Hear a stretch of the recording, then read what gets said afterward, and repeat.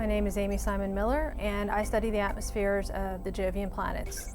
Weather on Jupiter is confined to a rather thin layer, kind of high up in the atmosphere. So the tops of the clouds are what we're seeing when we look at Jupiter. One thing we're seeing in the southern part of the equatorial region is little V-shaped clouds or chevrons, and we wanted to understand how those are moving in the atmosphere.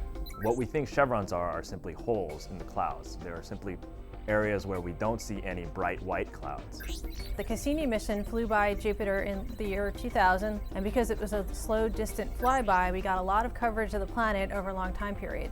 So we were able to put those images together and make movies. What we found by looking at the movies is that they're not just moving from east to west, they're moving up and down, tracing out what's called a Rossby wave. We have these on Earth as well. In particular, we see them around the poles, there's circumpolar jets, and we can also see them in the jet streams at mid-latitudes.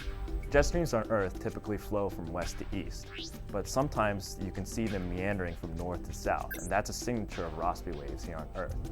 These meanders can sometimes grow stronger, and that can lead to everyday weather changes, such as the passage of fronts or storms being generated.